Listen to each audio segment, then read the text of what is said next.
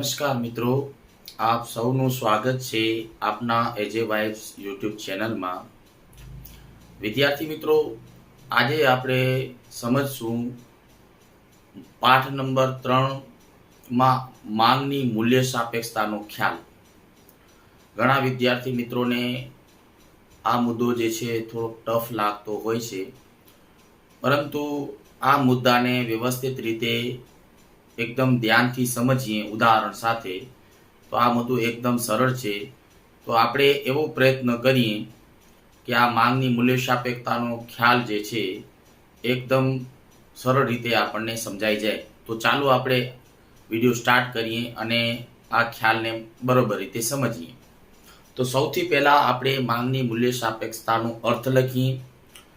મિત્રો, એના પહેલા આપણે માંગનો નિયમ જોયો તો ત્યારે માંગનો નિયમ જે છે એમ કહે છે કે વસ્તુની કિંમત ઘટે છે ત્યારે વસ્તુની માંગ વધે છે, અને જ્યારે વસ્તુની કિંમત વધે છે ત્યારે વસ્તુની માંગ ઘટે છે।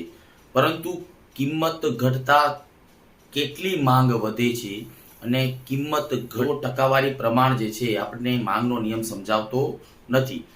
તો કિંમતમાં થતો ટકાવારી ફેરફાર અને માંગમાં થતો ટકાવારી ફેરફાર, આ બંનેના પ્રમાણને જો કોઈ ખ્યાલ સમજાવતો હોય તો એ છે માંગની મૂલ્ય સાપેક્ષતા। તો આપણે એને અર્થને સમજીએ અને સૂત્ર પણ જાણીએ તથા ઉદાહરણ સાથે તેના પ્રકારો જે છે એને પણ આપણે સમજીએ। માંગની મૂલ્ય સાપેક્ષતા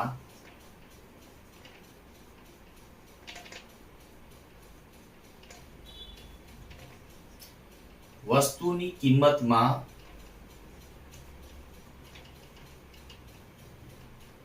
થતો ટકાવારી ફેરફાર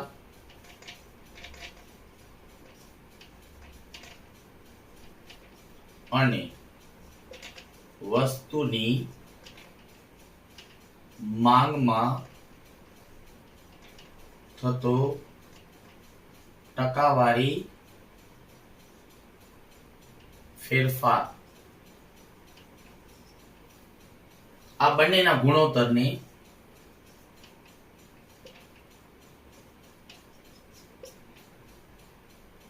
માંગની મૂલ્ય સાપેક્ષતા કહેવાય। તો અહીં વિદ્યાર્થી મિત્રો, જો કિંમતમાં ટકાવારી ફેરફાર થાય છે, અહીં ટકાવારી ફેરફાર છે, જ્યારે વસ્તુની માંગમાં પણ ટકાવારી ફેરફાર છે, આ બંને જે છે એના વચ્ચેનો એક ગુણોત્તરનો પ્રમાણ જે બને છે એને જ કહેવાય છે માંગની મૂલ્ય સાપેક્ષતા। તો એનું સૂત્ર પણ એકદમ સરળ છે।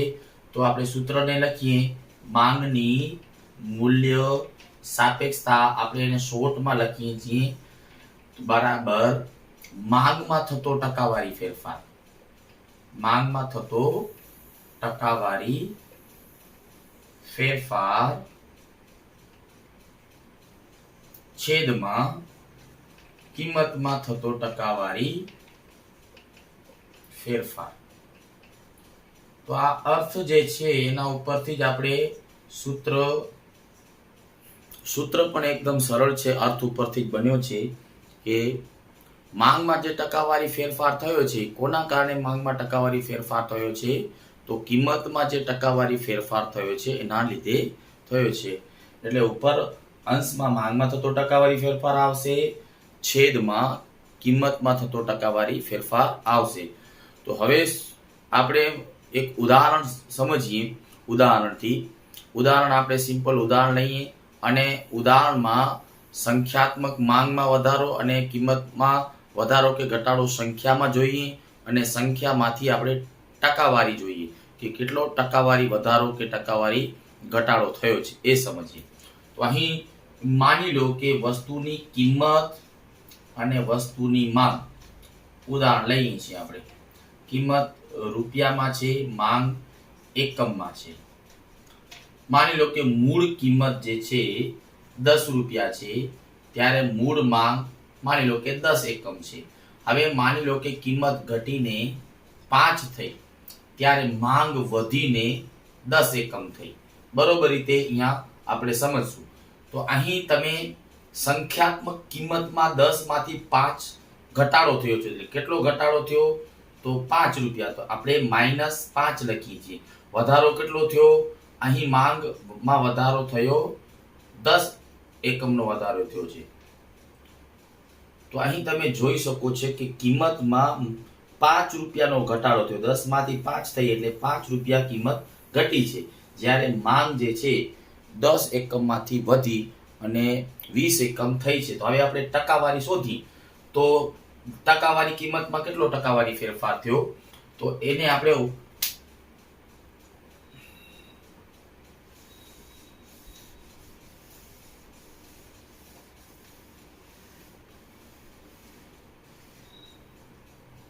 હવે આ ઉદાહરણમાં કિંમતમાં જે ઘટાડો થયો 5 રૂપિયા અને માંગમાં 10 એકમનો વધારો થયો, એને આપણે ટકાવારી પ્રમાણ આપણે શોધીએ. તો ચાલો આપણે એનો ટકાવારી પ્રમાણ શોધીએ. તો પહેલે આપણે કિંમતમાં ટકાવારી ફેરફાર જોઈએ. કિંમતમાં ટકાવારી ફેરફાર કેવી રીતે આપણે ગણતરી કરીએ છીએ? જો સરળ રીતે, તો મૂળ કિંમત શું હતી? 10. તો આપણે એવું વિચારીએ કે 10 એ 100%. મિત્રો બરોબર ધ્યાન આપશો કે 10 રૂપિયા કિંમતને આપણે 100% કહીએ છીએ. તો હવે થઈ કેટલી? ઘટી કેટલી? તો 5. તો 5 એ કેટલા ટકા? 5 એ કેટલા ટકા? તો સામ સામે ચોકડી ગુણાકાર. 5 ગુણ્યા 100 છેદમાં 10. 5 દુ 10 અને 2 ગુણ્યા 50 એટલે, તો અહીં જવાબ આપણને મળ્યો કેટલા? કિંમતમાં થતો ટકાવારી ફેરફાર કેટલો છે? 50% છે. હવે માની લો કે માંગમાં થતો ટકાવારી ફેરફાર કેટલો થયો છે એ શોધીએ. તો માંગમાં થતો ટકાવારી ફેરફાર, તો મૂળ માંગ કેટલી છે? 10 એકમ. તો 10 ને આપણે 100 કહીએ. 10 એ 100%. હવે ફેરફાર કેટલો થયો? તો 10 માંથી 20 એકમ થઈ, મતલબ વધારો કેટલો થયો? 10. તો 10 એ કેટલા વધારો થયો એ લખવાનું હોય. 10 એ કેટલા? પ્રશ્નાર્થ ચિહ્ન. તો 10 ગુણ્યા 100 ભાગ્યા 10. 10 ઉડી ગયા. જવાબ મળ્યો આપણને 100%. તો અહીં તમે જોઈ શકો છો કે કિંમતમાં 50% ઘટાડો થયો, જ્યારે માંગમાં વધારો કેટલો થયો? 100% છે. હવે આને જ આપણે સૂત્રમાં મૂકી શકીએ. સૂત્ર શું હતું? માંગમાં થતો ટકાવારી ફેરફાર છેદમાં કિંમતમાં થતો ટકાવારી ફેરફાર. તો માંગમાં થતો ટકાવારી ફેરફાર કેટલો છે? તો 100% છે. જ્યારે કિંમતમાં થતો ટકાવારી ફેરફાર કેટલો છે? તો 50 છે. તો જવાબ આપણને મળે છે 5 દુ 10 એટલે જવાબ મળે છે 2. તો માંગની મૂલ્ય સાપેક્ષતા કેટલી છે? 2 છે. મતલબ કે ડબલ છે, કે કિંમત જેટલી ઘટે છે એના કરતા ડબલ માંગમાં વધારો થાય છે. તો હવે એના જે પ્રકારો જે છે, સૌથી પહેલા તો એના પ્રકારોની યાદી જે છે કેવી રીતે સરળ રીતે યાદ રાખવી એને આપણે જોઈએ અને દરેક પ્રકારને વિસ્તારથી સમજીએ. તો આપણે માંગની મૂલ્ય સાપેક્ષતાના જે પ્રકારો જે છે એની યાદી લખીએ સૌથી પહેલા, અને યાદી કેવી રીતે સરળ રીતે 5 પ્રકારો જે છે યાદ રાખી શકાય. ધ્યાન આપજો. તો માંગની મૂલ્ય સાપેક્ષતાના પ્રકારો જે છે, માંગની મૂલ્ય સાપેક્ષતાના પ્રકારો. તો પહેલો પ્રકાર આપણે લખવાનું મૂલ્ય સાપેક્ષ માંગ. પછી બીજો પ્રકાર જે છે, આગળનો પ્રકાર શું છે? મૂલ્ય સાપેક્ષ. તો અહીં સાપેક્ષની જગ્યાએ ખાલી અનપેક્ષ આવે, બાકી બધું સેમ.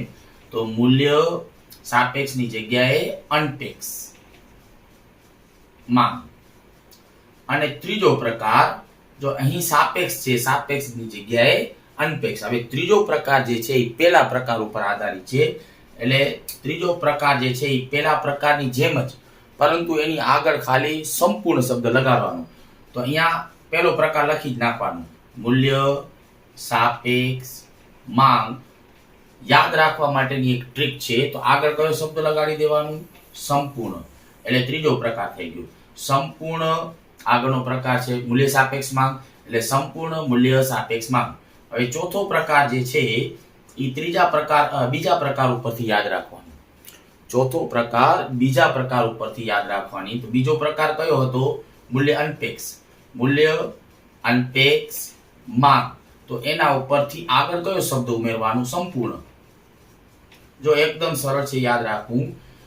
તો ચોથો પ્રકાર જે છે એમાં આપણે આગળ ખાલી સંપૂર્ણ લગાડ્યું, જે બીજો પ્રકાર હતો, બરાબર, સંપૂર્ણ મૂલ્ય અનપેક્ષ માંગ. અને પાંચમો પ્રકાર જે છે એકમ મૂલ્ય સાપેક્ષ માંગ. એકમ મૂલ્ય સાપેક્ષ માંગ. હવે પાંચે પ્રકારો જે છે એના વિશે આપણે થોડું ઉપર છલું ખ્યાલ જાણીએ. પાંચે પ્રકારો જે છે એને શોર્ટકટમાં યાદ રાખવું હોય તો આ રીતના યાદ રાખી શકાય છે કે મૂલ્ય સાપેક્ષ માંગ. તો એમાં શું થશે? તો અહીં માંગમાં ટકાવારી ફેરફાર વધુ થશે. માંગમાં થતો ટકાવારી ફેરફાર વધુ આવશે, બરાબર. અને અહીં તો જો મેં તમને કીધું કે આના કરતા બિલકુલ વિરુદ્ધ છે. તો અહીં કિંમતમાં થતો ટકાવારી ફેરફાર વધુ હશે. અહીં માંગમાં હશે અને અહીં કિંમતમાં થતો ટકાવારી ફેરફાર વધુ આવશે. હવે આ બાજુ સંપૂર્ણ મૂલ્ય સાપેક્ષ માંગ, મતલબ કે માંગમાં થતો અમર્યાદિત વધારો.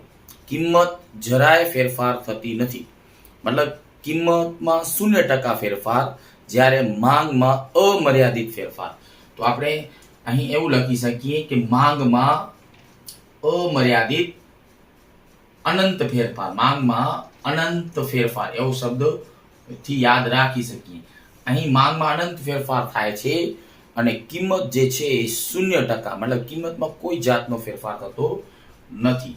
હવે અહીં માંગમાં છે તો ચોથા પ્રકારમાં કિંમતમાં, તો કિંમતમાં અનંત ફેરફાર થતું હોય પણ માંગમાં બિલકુલ ફેરફાર ન થાય.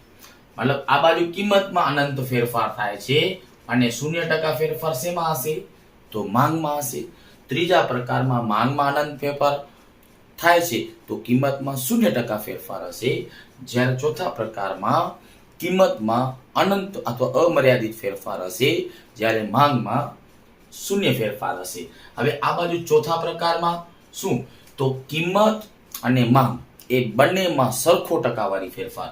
તો એવું લખી શકાય, કિંમત અને માંગમાં થતો ટકાવારી ફેરફાર કેવો? સરખો અથવા સપ્રમાણ ફેરફાર થશે. મતલબ જેના લીધે એનો જે જવાબ જે છે એક આવશે. એટલે એને એકમ મૂલ્ય સાપેક્ષ માંગ પણ કહે છે. હવે થોડુંક એને વિસ્તારથી સમજીએ. તો આ પાંચે પ્રકારોને વિસ્તારથી સમજીએ તો હમણાં જ આપણે જોયું મૂલ્ય સાપેક્ષ માંગ કોને કહેવાય? તો અહીં કિંમતમાં થતા ટકાવારી ફેરફાર કરતા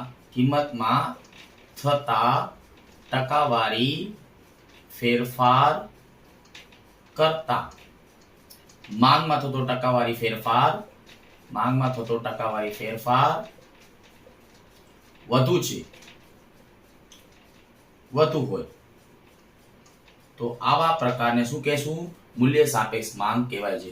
તો અહીં જે છે કિંમતમાં જે ટકાવારી ફેરફાર થાય છે એના કરતા માંગમાં થતો ટકાવારી ફેરફાર વધુ. મતલબ શેમાં વધારે ટકાવારી ફેરફાર થાય છે? માંગમાં. દાખલા તરીકે કિંમત જે છે એમાં 5% ઘટાડો થાય છે, જ્યારે માંગમાં 20% વધારો થાય છે. ઉદાહરણ તરીકે એમ લઈએ તો કિંમતમાં કેટલો? 5% ઘટાડો હોય અને માંગમાં 20% વધારો થતો હોય તો આપણને જે જવાબ મળશે તો એને જ કહેવાય કઈ? મૂલ્ય સાપેક્ષ માંગ. તો આપણે જવાબ શું આવશે? 1 કરતા વધુ આવશે. 20/5 એટલે 5 4 20. તો અહીં જવાબ કેટલો આવશે? 4. મતલબ 1 કરતા વધુ આવશે જવાબ. તો 1 કરતા વધુ મૂલ્ય સાપેક્ષતા જેની આવે એને શું કહેશું? મૂલ્ય સાપેક્ષ માંગ. હવે મૂલ્ય સાપેક્ષ માંગથી બિલકુલ વિરુદ્ધ જે છે મૂલ્ય અનપેક્ષ માંગ આવે. તો અહીં મૂલ્ય સાપેક્ષની જગ્યાએ હું લખી નાખું છું મૂલ્ય અનપેક્ષ, બિલકુલ વિરુદ્ધ આવશે. બીજો પ્રકાર આનાથી બિલકુલ વિરુદ્ધ છે, મૂલ્ય અનપેક્ષ માંગ. આ બીજો પ્રકાર છે.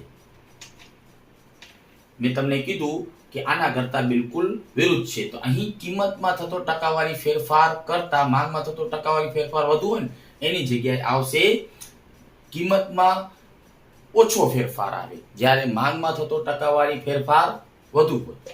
અર્થને બરોબર રીતે સમજો. તો અહીં માંગમાં એના કરતા બિલકુલ વિરુદ્ધ છે. માંગમાં થતા ટકાવારી ફેરફાર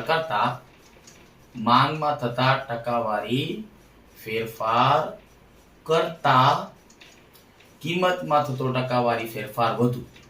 કિંમતમાં થતો ટકાવારી ફેરફાર વધુ. ઘણીવાર એવું બને છે કે કિંમતમાં ટકાવારી ફેરફાર વધુ છે પણ એની અસર માંગ ઉપર થતી નથી. કિંમત 100% ઘટી ગઈ હોય છતાં માંગ જે છે એમાં ટકાવારી ફેરફાર 50% જ થતો હોય. તો અહીં કિંમતમાં થતો ટકાવારી ફેરફાર વધુ છે જ્યારે માંગમાં થતો ટકાવારી ફેરફાર ઓછો છે. જે આગળનો પ્રકાર જે છે એનાથી બિલકુલ વિરુદ્ધ છે. તો અહીં જો શેમાં ટકાવારી ફેરફાર વધુ છે તો કિંમતમાં. તો માની લો કે કિંમતમાં 50% ઘટાડો થયો. કોઈ એક વસ્તુની કિંમતમાં 50% ઘટાડો થયો, જ્યારે માંગમાં એની અસર કેટલી થઈ તો માંગમાં માત્ર 20% જ વધારો થયો. બરાબર, કિંમત વધુ ઘટી છે પણ માંગમાં એટલો ફેરફાર જોવા મળતો નથી અથવા ઓછો ફેરફાર જોવા મળે છે. તો માંગની મૂલ્ય સાપેક્ષતા શું આવશે તો ઉપર આવશે 20 અને નીચે આવશે 50. બરાબર, એટલે 2/5 એટલે 2/5 ભાગ એટલે એનો જવાબ 1 કરતા ઓછું મળશે. તો જેની માંગની મૂલ્ય સાપેક્ષતાનો જવાબ 1 કરતા ઓછું હશે તો એવી માંગની મૂલ્ય સાપેક્ષતાને શું કહેશું? મૂલ્ય અનપેક્ષ માંગ. હવે સમજો ત્રીજો પ્રકાર, સંપૂર્ણ મૂલ્ય સાપેક્ષ માંગ. ત્રીજો પ્રકાર છે સંપૂર્ણ મૂલ્ય સાપેક્ષ માંગ. હમણાં શોર્ટકટમાં આપણે જોયું હતું કે કિંમતમાં કોઈ પણ જાતનો ફેરફાર ન હોય, કિંમતમાં થતો ટકાવારી ફેરફાર શૂન્ય હોય. કિંમતમાં અહીંયા લખું છું, કિંમતમાં ટકાવારી ફેરફાર કેટલો? ટકાવારી ફેરફાર જરાય નહીં એટલે કે 0%. જ્યારે માંગમાં થતો ટકાવારી ફેરફાર અમર્યાદિત હોય. માંગમાં થતો ટકાવારી ફેરફાર અનંત અથવા અમર્યાદિત, ઘણો જ. માંગમાં થતો ટકાવારી ફેરફાર અમર્યાદિત હોય, અમર્યાદિત. તો આવી મૂલ્ય સાપેક્ષતાને શું કહેશું? સંપૂર્ણ મૂલ્ય સાપેક્ષ માંગ. તો અહીં કિંમતમાં કેટલો ટકાવારી ફેરફાર થાય છે? 0%. તો અહીં 0% લખશું. ને માંગમાં થતો ટકાવારી ફેરફાર અનંત હોય. દાખલા તરીકે માંગમાં 50%નો વધારો થાય, વળી કિંમત 0 જ છે, જ્યારે પછી 70% માંગ વધી, પછી 100% માંગ વધી. અહીં કિંમત સાથે કોઈ લેવા દેવા નથી હોતું. ઘણી વખત ગ્રાહક જે છે આમને આમ માંગ વધારતો જાય છે. ખાસ કરીને જ્યારે આવક વધતી હોય ત્યારે કિંમતમાં કોઈ પણ પ્રકારના ફેરફાર ન થતા હોય છતાં આવક વધતા ગ્રાહક જે છે પોતાની માંગ જે છે સતત વધારતો જાય છે. તો એની મૂલ્ય સાપેક્ષતાનો કેવી રીતના જવાબ મળશે? તો માની લો કે 50% માની લો કે માંગ વધી છે, જ્યારે કિંમતમાં 0% વધારો થયો છે. તો અહીં તમે 0 જોઈ શકો છો કે આ મૂલ્ય સાપેક્ષતા કઈ કહેવાય? 50. મતલબ કે કિંમત અહીં 0% ફેરફાર થયો છે, જ્યારે માંગમાં સતત ટકાવારી ફેરફાર થતો જાય છે. તો એને કહેવાય સંપૂર્ણ મૂલ્ય સાપેક્ષ માંગ. હવે આના કરતા બિલકુલ વિરુદ્ધ જે છે એ ચોથો પ્રકાર છે સંપૂર્ણ મૂલ્ય અનપેક્ષ માંગ. સંપૂર્ણ મૂલ્ય અનપેક્ષ માંગ. સંપૂર્ણ મૂલ્ય અનપેક્ષ માંગ. હવે આમાં કેવું થશે કે કિંમત કિંમતમાં ગમે તેટલો ફેરફાર થતો હોય, દાખલા તરીકે કિંમતમાં 50% ઘટાડો થયો, કિંમતમાં 75% ઘટાડો થયો, કિંમતમાં 100% ઘટાડો થયો, પરંતુ માંગ ઉપર કોઈ જ અસર જ ન આવતી હોય. મતલબ અહીં ત્રીજા પ્રકાર કરતા વિરુદ્ધ અહીં માંગમાં થતો ટકાવારી ફેરફાર 0% હશે. મતલબ માંગમાં કોઈ પણ જાતનો ફેરફાર ન આવતો હોય, જ્યારે કિંમતમાં સતત ટકાવારી ફેરફાર થતો હોય, તો આવી મૂલ્ય સાપેક્ષતાને સંપૂર્ણ મૂલ્ય અનપેક્ષ માંગ તરીકે ઓળખવામાં આવે છે. તો અહીં શોર્ટકટમાં યાદ રાખી શકાય કે માંગમાં થતો ટકાવારી ફેરફાર કેવો છે? 0 અથવા જરાય નહીં. ટકાવારી ફેરફાર બિલકુલ નહીં એટલે આપણે માની લો કે 0%, જરાય થતો નથી, માંગ ઉપર કોઈ અસર જ થતી નથી. જ્યારે કિંમતમાં અમર્યાદિત ફેરફાર થાય, કિંમતમાં અમર્યાદિત ફેરફાર થાય, તો આવી મૂલ્ય સાપેક્ષતાને આપણે શું કહેશું? સંપૂર્ણ મૂલ્ય અનપેક્ષ માંગ. તો જુઓ, અહીં માંગમાં 0% ફેરફાર થાય છે, કિંમતમાં 50% વધારો અથવા ઘટાડો. પહેલે શરૂઆતમાં માની લો કે આપણે સ્ટેપ બાય લઈએ કે કિંમત 50% ઘટી, પછી 25% ઘટી, પછી 10% ઘટી, છતાં માંગ ઉપર કોઈ અસર આવતી નથી. તો આવી મૂલ્ય સાપેક્ષતાને શું કહેશું? સંપૂર્ણ મૂલ્ય અનપેક્ષ માંગ. તો આપણે સૂત્ર દ્વારા પણ લખી શકીએ છીએ. માની લો કે માંગમાં 0% ફેરફાર, જ્યારે કિંમતમાં માની લો કે કોઈ એક વસ્તુની કિંમતમાં 50% ફેરફાર થયો છે, તો આવી મૂલ્ય સાપેક્ષતાને શું કહેશું? સંપૂર્ણ મૂલ્ય અનપેક્ષ માંગ કહેશું. બરાબર. આની આકૃતિ પણ આવી રીતના બની શકે છે કે તમે અહીં વસ્તુની કિંમત છે, કિંમત 10 છે, 20 છે, 30 છે, પણ માંગ જે છે માની લો કે અહીંયા 20 એકમ છે, કિંમત 10 છે થતા માંગ 20 જ છે, 20 થાય છે તો પણ 20 જ છે, 30 થાય છે તો પણ 20 જ છે. ટૂંકમાં આ ત્રણેય બિંદુએ માંગ જે છે એ કેવી રહેલી છે? સ્થિર રહેલી છે. મતલબ કે માંગમાં 0% ફેરફાર છે, 20 એટલે 20 જ રહી છે, માંગમાં કોઈ જાતનો ફેરફાર થતો નથી. કિંમતમાં વધઘટ થાય છે પણ માંગ ઉપર એની કોઈ અસર આવતી નથી. તો આવી મૂલ્ય સાપેક્ષતાને સંપૂર્ણ મૂલ્ય અનપેક્ષ માંગ કહેવાય છે. હવે પાંચમો પ્રકાર જે છે એને સમજીએ. પાંચમો પ્રકાર છે એકમ મૂલ્ય સાપેક્ષ માંગ. એકમ મૂલ્ય સાપેક્ષ માંગ. તો અહીં શોર્ટકટમાં આપણે જોયું હતું કે કિંમતમાં થતો ટકાવારી ફેરફાર અને માંગમાં થતો ટકાવારી ફેરફાર બંને સરખો હોય તો એને કહેવાય સાપેક્ષ મૂલ્ય. તો અહીંયા લખી શકીએ આપણે કિંમતમાં અને શોર્ટમાં લખીએ છીએ માંગમાં થતો ટકાવારી ફેરફાર સરખો હોય, સરખો અથવા સપ્રમાણ. તો આવી મૂલ્ય સાપેક્ષતાને એકમ મૂલ્ય સાપેક્ષ માંગ કહીએ છીએ. દાખલા તરીકે કિંમતમાં 50% ઘટાડો તો સામે માંગમાં 50% વધારો થયો. બરાબર. અહીંયા કિંમતમાં માની લો કે કિંમતમાં 50% શું થયું છે? ઘટાડો થયો છે અને માંગમાં 50% વધારો થયો છે. તો અહીં 50/50 આવશે સૂત્ર પ્રમાણે. મીંડો ઉડી ગયો, 5 × 1 = 5. તો જવાબ શું આવશે? 1. એટલે એકમ મૂલ્ય સાપેક્ષ માંગ. આકૃતિ દ્વારા પણ આપણે સરળ રીતે સમજી શકીએ છીએ. બરાબર. અહીંયા આપણે કિંમત અને માંગ લઈએ. કિંમત માની લો કે 10 છે ત્યારે માંગ 10 એકમ છે. માની લો કે કિંમત ઘટી, 50% ઘટી, તો માંગ જે છે એ વધશે, 10 માંથી થઈ જશે 15. તો તમે જોઈ શકો કિંમતમાં 50% ઘટાડો થયો, 10 એ 100, તો 5 એ કેટલા? તો 50%. જ્યારે માંગમાં વધારો પણ 50% થયો છે, 10 એ 100, તો 5 એકમ માંગ વધી તો 50%. બરાબર. તો આને આપણે આકૃતિ દ્વારા દર્શાવી અને સરળ રીતે સમજી શકીએ છીએ. તો એની તમે આકૃતિ પણ બનાવી શકો છો. આકૃતિમાં જે એકમો આપેલા છે 5 અને 10 કિંમત, અને અહીંયા આપણે ડાયરેક્ટ લઈ શકીએ છીએ 10 અને 15. બરાબર, કિંમત 10 હતી ત્યારે માંગ હતી 10 એકમો, એટલે આ બિંદુ કિંમત ઘટીને 5 થઈ ગઈ ત્યારે માંગ જે છે 15 એકમ થઈ ગઈ. તો આવી મૂલ્ય સાપેક્ષતાને એકમ મૂલ્ય સાપેક્ષ માંગ કહીએ છીએ. તો આઈ હોપ કે તમને આ મુદ્દો બરોબર રીતે સમજાણો હશે.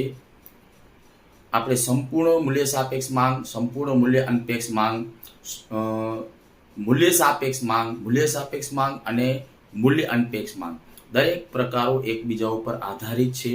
વાસ્તવિક દુનિયામાં આપણે અનુભવતા હોઈએ છીએ. પહેલો પ્રકાર આપણે જોયો મૂલ્ય સાપેક્ષ.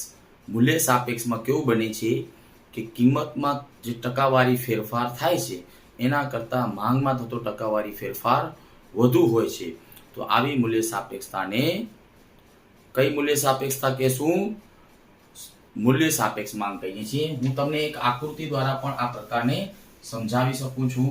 પહેલો પ્રકાર જે છે એની આકૃતિ મૂલ્ય સાપેક્ષ માંગ.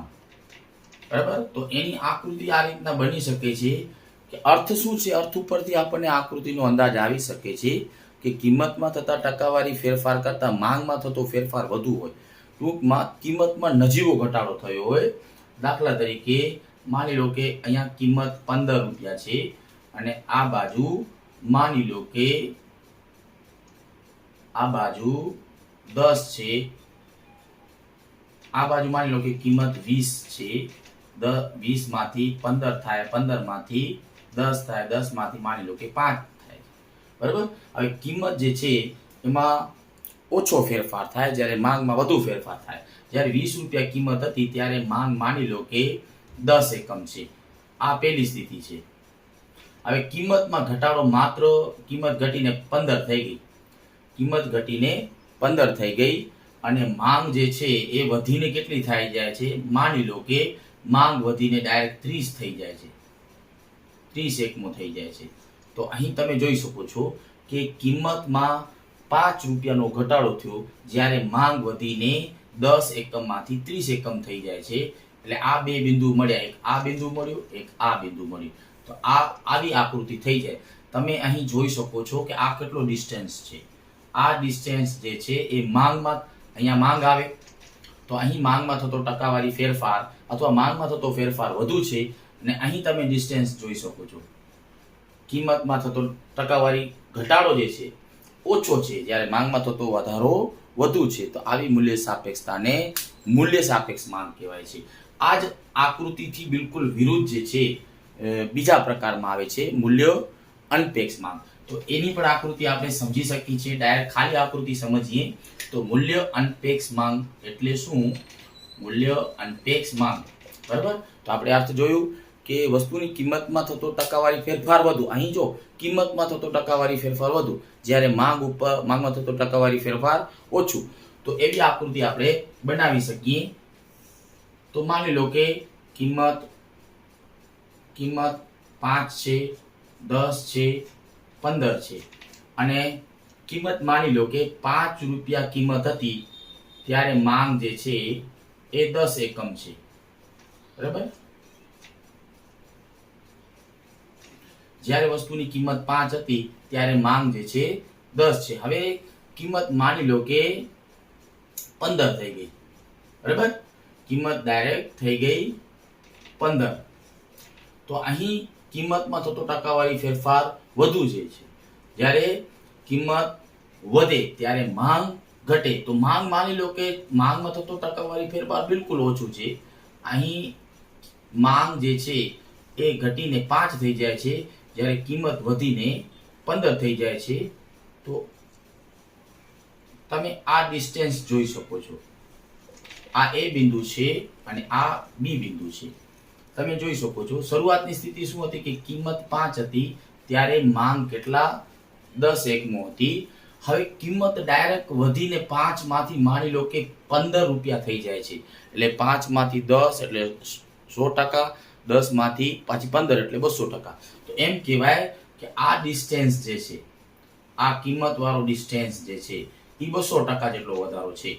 200% જેટલો વધારો છે. જ્યારે 10 માંથી 5 એકમ થઈ જાય છે એટલે આ 50% છે. આ કેટલો વધારો ઘટાડો થયો? 50%. તો અહીં તમે જોઈ શકો છો કે કિંમતમાં થતો ટકાવારી ફેરફાર વધુ છે જ્યારે માંગમાં થતો ટકાવારી ફેરફાર ઓછું છે. તો આવી સ્થિતિને શું કહેશું? મૂલ્ય અનપેક્ષ માંગ કહેશું. બરાબર.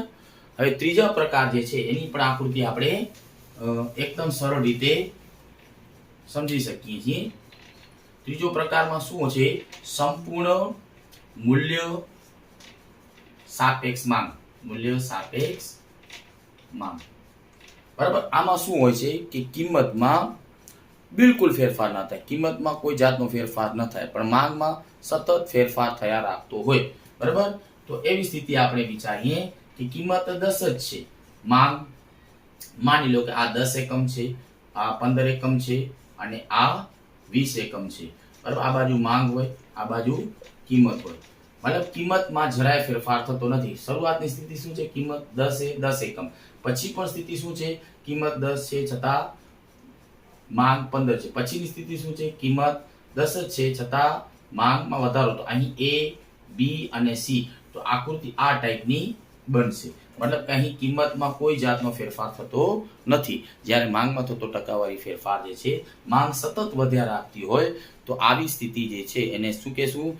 સંપૂર્ણ મૂલ્ય સાપેક્ષ માંગ. બરાબર. હવે એના કરતા વિરુદ્ધ સંપૂર્ણ મૂલ્ય અનપેક્ષ માંગમાં શું આવશે? સંપૂર્ણ મૂલ્ય અનપેક્ષ. બરાબર. સંપૂર્ણ મૂલ્ય અનપેક્ષ માંગમાં શું આવશે? તો આ આકૃતિ છે એના કરતા વિરુદ્ધ. તો અહીં માંગમાં કોઈ જાતનો ફેરફાર નથી થતો. માની લો કે માંગ 10 એકમ છે, અહીં કિંમત 5 છે, 10 છે, 15 છે. અહીં તમે સમજો કે માની લો કે શરૂઆતની સ્થિતિ એવી છે કે 15 રૂપિયા કિંમત છે, ત્યારે માંગ કેટલી છે? 10 એકમ છે. 15 રૂપિયા કિંમત છે ત્યારે માંગ 10 એકમ છે. હવે કિંમત ઘટી ગઈ, 15 માંથી 10 થઈ જાય છે, તો પણ માંગ 10 જ એકમ છે. હજી કિંમત ઘટી જાય છે, 5 રૂપિયા થઈ ગઈ, છતાં પણ માંગ 10 જ એકમ છે. તો અહીં તમે જોઈ શકો છો કે માંગ જે છે, અહીં માંગ છે, તો માંગમાં કોઈ જાતનો ફેરફાર થતો નથી. મતલબ માંગમાં થતો ટકાવારી ફેરફાર શૂન્ય આવશે. કિંમત ભલે ઘટીને શૂન્ય થઈ જાય છતાં માંગ ઉપર કોઈ અસર આવતી નથી. તો આવી મૂલ્ય સાપેક્ષતાને સંપૂર્ણ મૂલ્ય અનપેક્ષ માંગ કહેવાય છે. તો વિદ્યાર્થી મિત્રો, વિડીયો બહુ લાંબો થઈ ગયો છે. તમામ રીતે આપણે આ મુદ્દાને સમજ્યા, થિયરી પણ સમજ્યું, ઉદાહરણ પણ સમજ્યા અને આકૃતિ સાથે પણ સમજ્યા છે. તો આઈ હોપ કે તમને આ મુદ્દો જે છે હવે બરોબર રીતે સમજાઈ ગયો હશે.